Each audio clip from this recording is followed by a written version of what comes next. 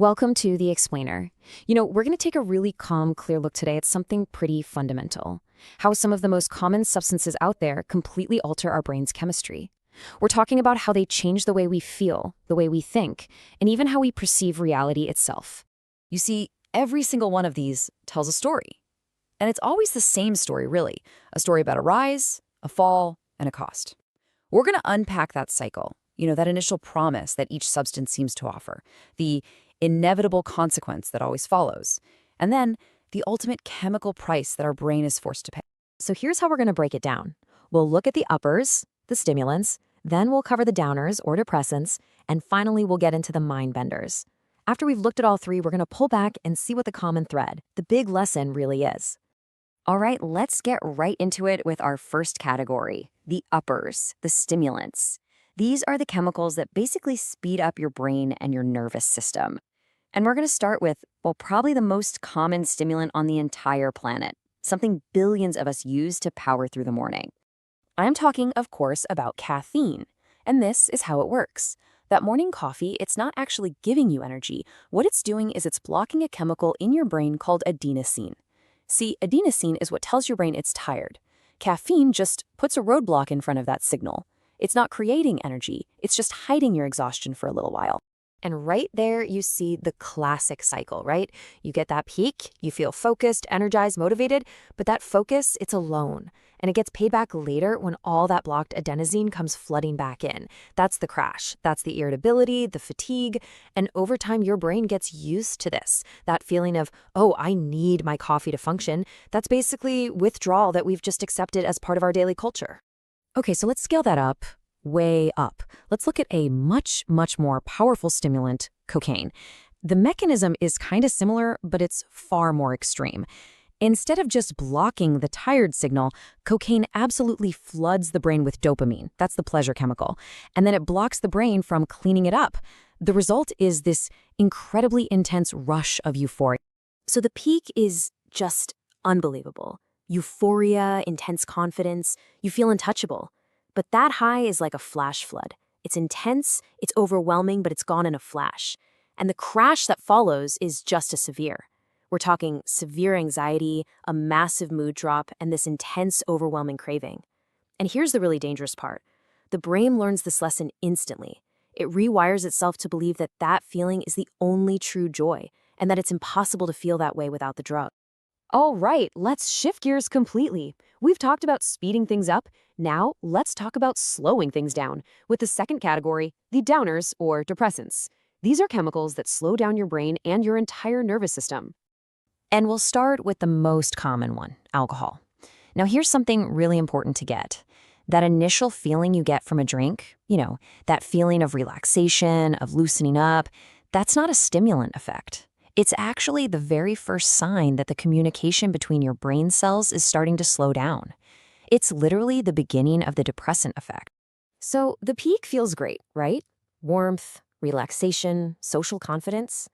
But that pleasant feeling eventually gives way to the familiar hangover. And a hangover isn't just you being dehydrated or tired. It's your brain in a state of total chemical chaos, trying to rebalance itself after being thrown way off course. Now let's talk about a much more powerful class of depressants, opioids. These work by attaching to specific receptors in your brain to block pain signals, and at the same time, they unleash this powerful wave of euphoria and deep calm. This is exactly why they're such effective painkillers, but it's also why they are so dangerously seductive. The peak experience is one of total relief, of warmth, this heavy, profound sense of comfort. But the fall, it's not just a crash, it's a brutal physical withdrawal. We're talking brutal anxiety, muscle pain, nausea. Your body and mind are in open revolt. Life feels completely unbearable.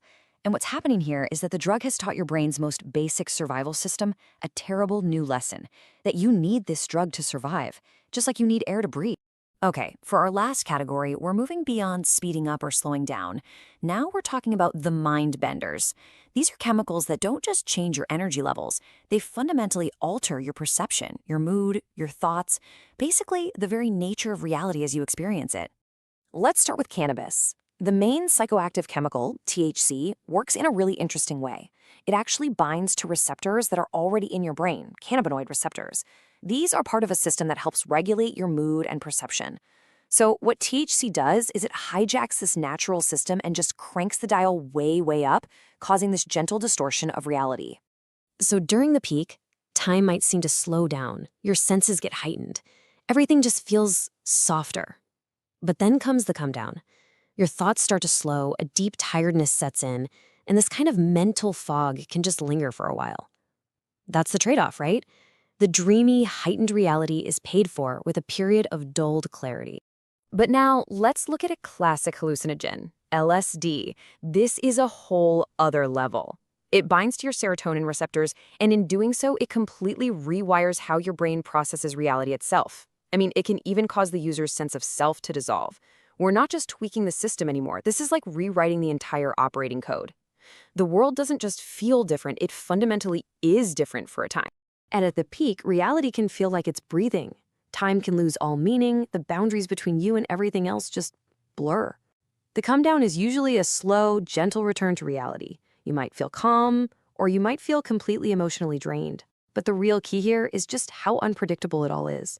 The experience could be beautiful, or it could be terrifying. And it doesn't always close the door neatly when it's over. So, we've looked at everything from a simple cup of coffee to these incredibly powerful hallucinogens. Let's take a step back now and try to understand the common pattern. What's the thread that connects all of these experiences? Yeah, what is the common thread here? What's the one underlying truth when it comes to intentionally changing our brain chemistry? What's the story they all tell? Well, it really comes down to these four things. First, they all alter your brain's natural chemistry. Simple as that. Second, that high you feel, you can think of it as borrowed pleasure. It's a loan you're taking out from your future self. Third, your brain is always trying to get back to balance, so it adapts. And that adaptation is what we call tolerance and withdrawal. And finally, with the most powerful substances, this whole cycle can actually rewire your brain's fundamental system for survival. So in the end, it doesn't matter if it's a stimulant, a depressant, or a mind bender. The story's always the same. It gives you an experience that feels limitless until you realize it was stolen from your future. The feeling is always temporary. And believe me, the brain always, always keeps a perfect account of that chemical debt.